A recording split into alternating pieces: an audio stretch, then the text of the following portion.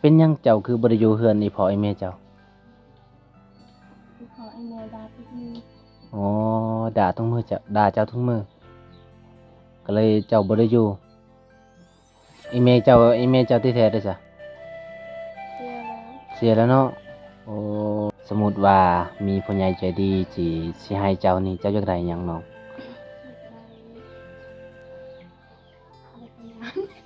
อยากได้ทั้งงานอ๋อก็คือเจ้าอยากได้ถ้วยอยากได้บ่วงบ่มีบ่น้องบ่มีบ่อันนี้คือถ้วยของน้องเด้อทุกคนนี่ประมาณซ้ำนี้เลยนี่ถ้วยของน้องประมาณซ้ำนี้แหละ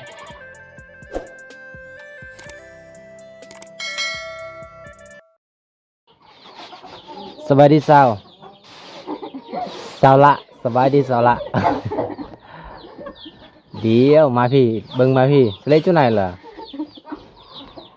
อันนี้คือสาวละทุกคนเป็นน้องสาวของสาวตรี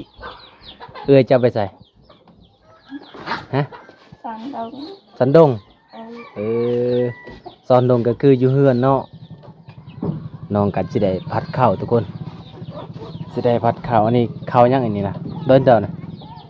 เดินชาย เดินไทยทุกคนเลยจะเป็นข้าวให้เนาะเพิ่นกะซีเอาทุกคนเจ้าบ่ได้ตำเนาะรวนกล้อบอ่ะ กระเบินอันนี้นี่ทุกคนจะเป็นข้าวให้เป็นเม็ดที่ว่าใหญ่ๆทุกคนอันนี้ก็เป็นน้องสาวของสาวตรีทุกคนเจ้าบ่ได้เรียนหนังสือบ่ กระเบินตะเบินก็คือบ่ได้เรียนเลยทุกคนเลยจักปีแล้วจ้ะนะ10 ปีจังไหมบ่ฮู้เลยโอ้ทุกคนเลยบ่ฮู้ออดอายุตัวเองบรรยากาศยามแลงๆทุกคนตอนแลงๆก็เช้าลาแบบนี้ก็ต้องได้พัดข้าวทุกคนน้องก็ต้องได้พัดโอมเนี่ยนะบ่ฮะแล้วตัวนี้ยังตัวนี้ไอยังตัวนี้ทุกคนใส่กระยังขาดบ่ได้ก็คือกระยังเข้าปลายน้องก็ปะทุกคนเลยเป็นยังคือปะนี่เสาสละหน้าวันตาบ่เอาโอ้น้องว่าบ่เอาทุกคนเข้าปลายนี่เอาให้ไก่กินเฉยตอนนี้บ่วงก็จะได้ไปหาสาวตรีก่อนอันนี้ก็เป็นน้องสาวของสาวละทุกคนบ่ฮู้ว่าจักปีนะเพิ่นบ่ฮู้ว่าอายุตัวเองเลยทุกคนเลยป้าทุกคนนี่ขึ้นมาเฮือนเฮือนสาวตรีก็มีน้ำเต่าทุกคนเลยเบิ่งนี่จังมากนี่นะ2 4 6 8 9โอ้เก่ามากทุกคนก็เป็นน้ำเย็นในเขตชนบททุกคนเลยอันนี้แหละเวลาร้อนๆก็มันก็เย็นคือเก่าทุกคนร้อนสำใดก็ยังเย็นเพราะว่ามันมีแอร์เก็บอยู่ในอยู่ในหมากมันทุกคนเลยอันนี้ก็จะเป็นเฮือนของสาวตรีทุกคนเบิ่งนี่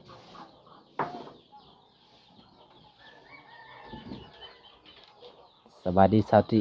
สบายดี น้องเห็นยังตอนนี้นะบริเวณนี้บ่ได้เห็นยังอ๋อทุกคนเลยอันนี้ก็จะเป็นเฮือนครัวเจ้าบ่ทุกคนเลยเบิ่งเฮือนของน้องก็ประมาณซ้ำนี้แต่ว่าโทรศัพท์มันสะท้อนแสงทุกคนมันก็บ่แจ้งปานใดอยู่อยู่นำกันจักคนอยู่นี่นะ5 คน5 คนอ๋อทุกคนเลยเจ้านึ่งข้าวเลยบ่คือว่าไฟหากะ 1 แล้วนึ่งแล้วอ๋อเบิ่งทุกคนเฮือนศาลของน้องคันเวลาฝนตกนี่เปียกบ่อยู่นี่นะเปียกมันเนาะฝุ่นจะอยู่เฮือนไผนี่เฮือนนี่พอเจ้าบ่แล้วหรือว่าเฮือนเพิ่นยายเฮือนยายอ๋อ เฮือนยายก็คือเฮือนแม่เฒ่าเจ้าอ๋อบ่แม่นยายเฮือนแม่เฒ่าโอ้ยทุกคนเลยทุกคนมื้อนี้ก็ไปเยี่ยมสาวตรีเป็นครั้งแรกของบ่าววงเลยทุกคนจะได้ก็มาเสริมร่วมกัน ตอนนี้ก็คือจะอยู่เฮือนแม่เฒ่าหรือว่ายายเจ้า โอ้ยทุกคนเอ้ยน้องกะเป็นคนที่ว่าบ่ฮู้หนังสือปานใดทุกคนน้องเข้าโรงเรียนนี่บ่สาวติบ่ได้เข้าเลย อาจจะฮู้มาได้ใช้ภาษาลาวนี่บ่ฮู้ เจะเรียนเว้าเอ้า แต่ว่า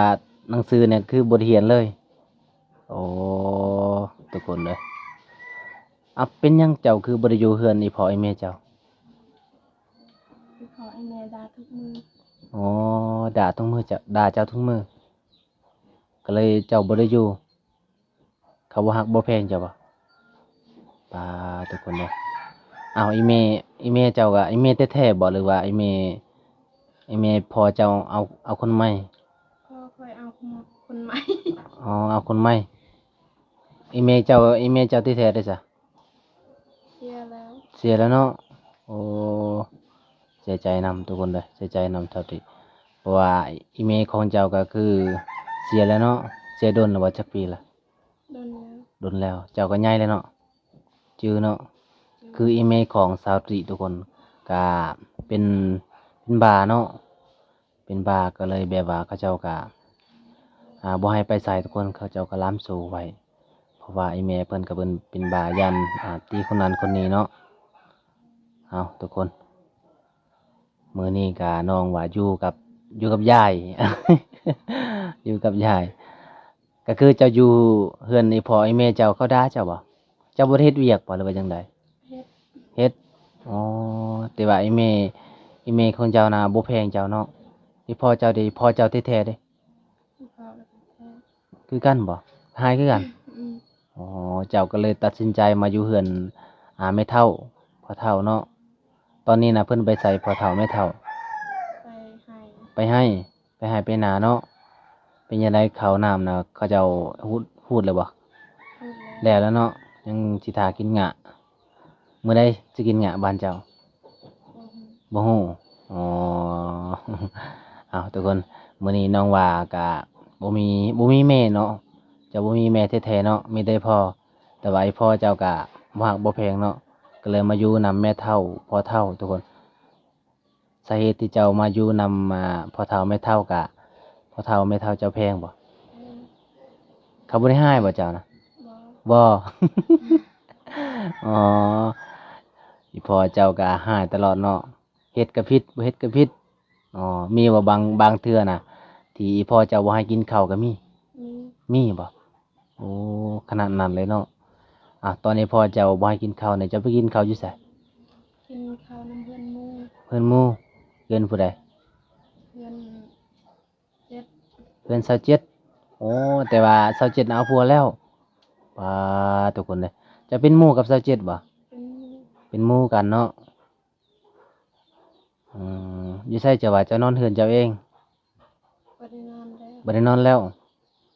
ก็คือนอนก็บ่ม่วนในหูเนาะก็เลยมานอนในเฮือนไม่เฒ่าพ่อเฒ่าจะนอนกับผู้ใด นอนกับสาวแวน นอนกับสาแวนก็คือสาแวนมานอนอยู่เฮือนเจ้าสาแวนว่าสาแวนก็บ่มีผ้าห่มเลยมานอนนํกันกับเจ้า อ้าวเป็นจังไดยามหนาวนี่คันบ่มีผ้าห่มก็ญาติกันเลยเนาะหนาว โอ้ยทุกคนน่าสงสารหลายสาวตรีเป็นสาวที่ว่าสู้ชีวิตแฮงอีหลีทุกคนเพราะว่าอยู่กับอีพ่อบ่ฮักบ่แพงอีพ่อเอาเมียใหม่เนาะส่วนหลายผู้ใดที่ว่าเอาเมียใหม่ก็บ่อยากฮักลูกทุกคนก็เป็นลูกที่แท้เนาะเจ้าก็ได้จักคนน่ะลูกอีแม่เจ้าผู้เสียนะสาวตรี 3 คน 3 คนอ๋อเจ้าเป็นผู้เอ่ย บ่แม่น บ่แม่นอ๋ออายเจ้าอีกอ๋อแล้วก็กับน้องเจ้าผู้อันน่ะพาดเข้าฮะอืทุกคนเอาจังไดก็สู้ๆเด้อเป็นจังไดตอนนี้น่ะผ้าห่มมาได้แล้วบ่ยังบ่ได้ ยังบ่ได้เลยอ๋อฮู้บ่มื้อนี้ว่าอายมีหยังสิมาให้ บ่ฮู้บ่ฮู้เนาะก็คือผู้ใหญ่ใจดีจากประเทศสหรัฐอเมริกาแล้วก็เพิ่นฝากให้บ่วงไปให้สาวแว่นแล้วก็เจ้าพลพื้นสิเอาบ่ เอา เอา อีหลีบ่น้อง เอาขอเปอร์เซ็นต์จักเปอร์เซ็นต์แต่ว่าสิเอา ร้อย 100เลย นี่ทุกคนเลยถ้าสมมุติว่าผู้บ่าวฝั่งไทยฝั่งลาวนี่สิไปเยี่ยมยามเฮือนแม่เฒ่าพ่อเฒ่าเจ้าเหล่านี้ไปได้บ่ ไปได้ ไปได้เนาะแต่ว่าในเฮือนเฮาบ่มีหยังเนาะน้องเนาะ ขนาดเฮือนซานก็ประมาณซ้ำนี้ทุกคนนี่เบิ่งนี่เบิดเลยอันนี้ก็คือบ่มีเงินสิเฮ็ดใหม่เนาะเอาทุกคนเดี๋ยวบ่วงก็สิเอาผ้าห่มมาให้น้องก่อนว่าน้องสิมักหรือบ่มักถ้าว่าบ่มักนี่อายสิเอาเมื่อคืนเด้อ เอาทุกคนวงสิไปเอาผ้าห่มก่อนเอาสาวติอันนี้คือผ้าห่มเด้อสิเอาบ่ เอา เอา เอาเลยอันสิเอาโอ้มันแดดทุกคนเลยเพราะว่ามันแดดมาทุกคนขนาดน้องตูมนี่ได้เบิด2 คน ได้ ได้บ่สาวแวนกะพื้นหนึ่งเจ้ากับพื้นหนึ่งเวลานอนนี่ก็เอาคนละพื้นโลด อยู่ในเฮือนอยู่ในเฮือนน้ำไม่เท่าเจ้าก็มีบ่เวลาจะนอนน่ะ นี่แต่เรื่องเดียว พื้นเดียวอืมเอาทุกคนมื้อนี้ก็มาฮอดจอถึงมาฮอดมือน้องแล้วทุกคน เพราะว่าผู้ใหญ่ใจดีจาก USA ก็โทรหาบวงตลอดว่าให้ไปสะพานบุญแต่ว่าบวงก็ค่าเวียกจังไดก็ขอโทษขออภัยหลายๆเด้อผู้ใหญ่ใจดีมื้อนี้ก็มาฮอดน้องเลยเนาะเป็นจังไดดีใจหลายบ่ นี่ ดีใจ เคยบ่มีคนมาซื้อให้เจ้าแบบนี้นะเคยบ่ บอกเลยบ่เคยเลย ถ้าว่ามีเงินก็ไปซื้อเอง นี่ถ้ามีผู้บ่าวกับผู้บ่าวซื้อให้บ่มี โอ้ยทุกคนหยอกน้อง หลังจากพอห่มแล้วก็อายยังมีอีกสิ่งหนึ่งสิให้เจ้าสิเอาบ่ เอา เอาก็คือผู้บ่าวฟังไทยสิเอาบ่ เอา เอา เอาทุกคนผู้วงก็มีอีกผู้ใหญ่ใจดีจาก USA ที่ฝากให้น้อง เอาตอนนี้ก็บ่วงมีเสื้อร์ไผ่ให้เจ้าอีกสิเอาบ่เท่าใดบ่ฮู้เอาอันนี้คือหัวใจผู้บ่าว USA เด้อ เอานับเบิ่งเท่าใดน้องเท่าใด500,000โอ้ก็คือเงินที่ผู้ใหญ่ใจดีจากประเทศสหรัฐอเมริกาเพิ่นก็เป็นห่วงเจ้าเห็นเจ้ากับสาวแว่นบ่มีผ้าห่มเวลานอนแล้วก็ญาติกัน ตอนนี้แล้วได้ผ้าห่มแล้วก็คือบ่ได้ญาติกันเลยเนาะเอาคนละผืนเลย นี่ทุกคนเลยเอาจะได้กาขอขอบใจผู้ใหญ่ใจดีเนี่ย ขอขอบใจคุณนายใจดี จากประเทศสหรัฐอเมริกา จากประเทศสหรัฐอเมริกา ที่ฮัก ที่ฮัก และอินดูน้อง และเอ็นดูน้อง และขอขอบใจ ขอขอบใจ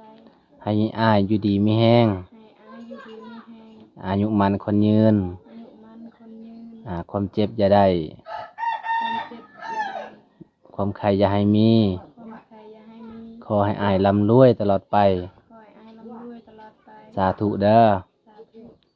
ทุกคนเลยก็คือน้องเป็นคนที่เว้าบ่เป็นเนาะเอาจังใดก็บ่วงก็ขอขอบใจเด้อผู้ใหญ่ใจดีจากประเทศสหรัฐอเมริกาที่เห็นน้องและก็สงสารน้องมื้อนี้ก็มาฮอดมือน้องๆแล้วทุกคนเลยแล้วก็ขอขอบใจละลายๆที่เชื่อมั่นและเชื่อถือบ่วงทุกคน เป็นจังไดน้อง ตอนนี้ก็คือดีใจเนาะ ดีใจ ดีใจอีหลีบ่ ดีใจดี เจ้าคือบ่ยิ้มเลย เวลาเป็นน้องไปหาเงินน่ะไปหาเงินอยู่ไส ไปหาเงินดีป้า หาเงินอยู่ป่าอ๋อยามนี้น่ะน้องไปหาเงินแบบใด ก่อนละกาย กลกายก็คือมีหยังกลกาย ทุบมักกะบก โอ้โลเท่าไหร่ก็เจ้าซื้อนะ โล10,000 10เป็นกีบอ๋อมื้อหนึงนี่เจ้าไปหานี่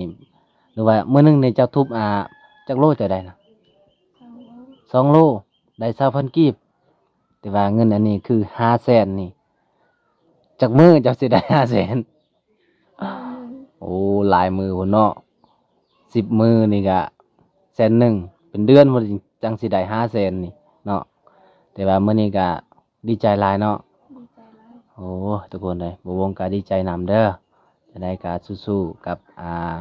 อยู่กับแม่เฒ่าพ่อเฒ่าแล้วก็ฮักแพงเพิ่นช่วยเวียกช่วยงานเพิ่นเอาทุกคน ตอนนี้ก็คือเจ้ามีเงินนี่เจ้าสิให้ผู้ใด ให้ ให้แม่เฒ่าเจ้า ใ รือให้ยายฮะให้ยายเนาะ สาว อ๋อทุกคนเลยใช่แม่เฒ่าเจะสิว่าจังได้ล่ะบ่ฮู้ว่าเงินผู้ใดให้เงินผู้ใดให้เจ้าเจ้าสิว่าจังได หรือว่าเงินจากผู้เบา ผู้เว้าประเทศสหรัฐอ๋อบ่แม่นบ่วงมาให้เจ้านี่ ก็ดีใจทุกคนน้องก็ดีใจ เพราะว่าน้องก็เป็นลูกกำพร้าเนาะลูกกำพร้าบ่มีแม่แต่ว่าอีพ่อน่ะมีแล้วแต่ว่าอีพ่อเพิ่นบ่ฮักบ่แพงก็มีช่วงเวลาหนึ่งเนาะสาวติที่จะว่าอีพ่อจะบ่ให้กินข้าวเลยเนาะเป็นจังไดเจ้าให้บ่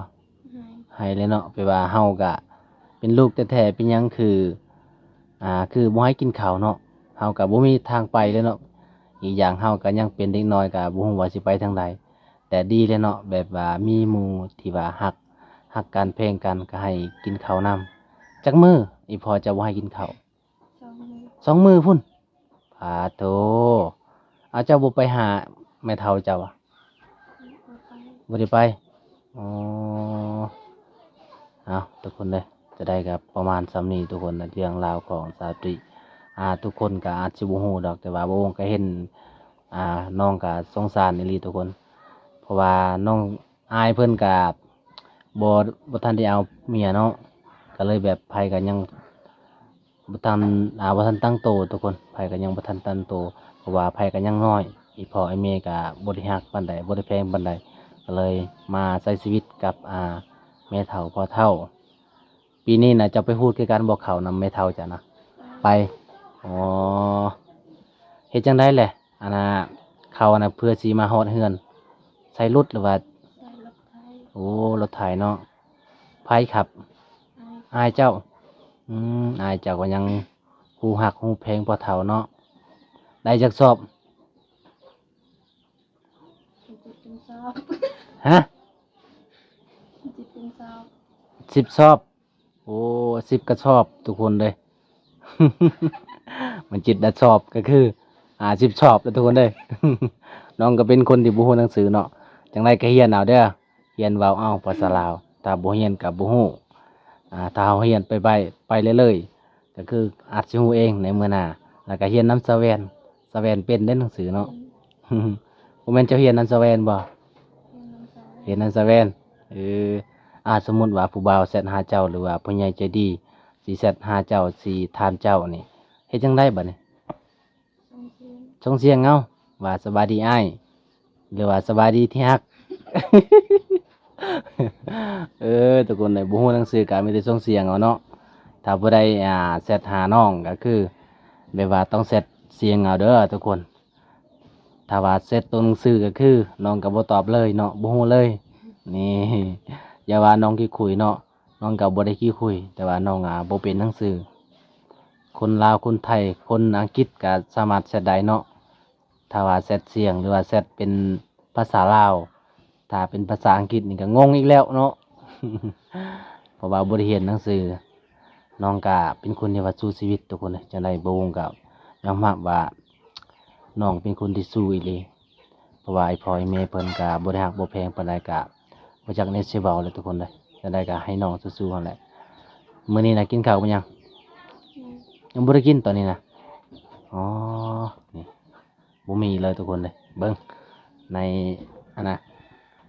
เกินว่าหิ่งน้องทุกคน อันนี้มันยังนี่สัตว์ดิฮะบัวก็คือแป้งเนาะอันนี้แป้งที่จะเฮ็ดเหล้าทุกคนเหล้าบ้านเฮาเหล้าเมืองนองก็คือ เอาแป้งผลิตเองเลยบ่ได้ซื้อทุกคนสาวตรีสมมุติว่ามีผู้ใหญ่ใจดีสิให้เจ้านี่เจ้าอยากได้หยังน้องถ้าว่า อยากได้อะไรกันงาน อยากได้ทั้งงานอ๋อก็คือเจ้าอยากได้ถ้วยอยากได้บ่วงบ่มีบ่น้อง บ่มี บ่มีบ่โอ้ถ้าว่าเจ้ามีถ้วยเนี่ยเจ้าบ่ได้เจ้าเอาไว้นะฮะ อะไรกัน บ่ได้จุดนี้บ่เบิ่งทุกคนใส่ถ้วยเจ้าทุกคนเลยอันนี้คือถ้วยของน้องเด้อทุกคนนี่ประมาณซ้ำนี้เลยนี่ นี่ถ้วยของน้องประมาณซ้ำนี้แหละน้องว่าอยากได้ถ้วยพี่น้องก็คือเจ้ากะผมพันก็เจ้าห้องเจ้ากะอยากได้ถ้วยเนาะให้แม่เฒ่าพ่อเฒ่าเจ้าโอ้นอกจากถ้วยแล้วจะอยากได้หยังอีกบ่นี่ ได้เพื่อน อ๋อจะอยากได้เฮือนนี่จะอยากช่วยไปเฒ่าพ่อเฒ่าแม่เฒ่าเจ้าโอ้ทุกคนเลยน้องกะเบิ่งนี่ทุกคนนะเฮือนของน้องก็ประมาณซ้ำนี้น้องว่าก็อยากซ้อมเฮือนเนาะถ้าว่ามีเนาะผู้บ่าวได้อยากได้บ่ผู้บ่าวนะ ได้ ผู้บ่าวก็อยากได้เนาะตอนนี้น่ะนอนจักปีแหละ16 16 18อ้าวคือ2อายุ 16 ปีหรือว่าเท่าใด 18ประมาณ อ๋อประมาณเนาะอันนี้ก็คือ16 18 ปีโอ้ยจักสิเอาตัวใดแล้วพี่น้องเอ้ย2อายุนี่16กับ18อายก็ว่าเจ้าประมาณ16 ปีนั่นแหละอืมเอาจะได้ก็ขอขอบใจหลายๆเด้อมื้อนี้ก็ขอให้ทุกคนอายุดีมีแห้งทุกคนแล้วก็สาธุสู้ๆเด้อจะได้คลิปนี้บ่วงก็จะได้ปิดซ้ำนี้ก่อนทุกคนเพราะว่ามื้อนี้ก็มาสะพานให้สะพานบุญให้ผู้ใหญ่ใจดี จันได้คลิปนี้ก็บวงก็จะได้ปิดแล้วทุกคนคลิปนี้ขอจบไว้เท่านี้ก่อนขอกล่าวคำว่าสบายดีบ๊ายบายเนี่ย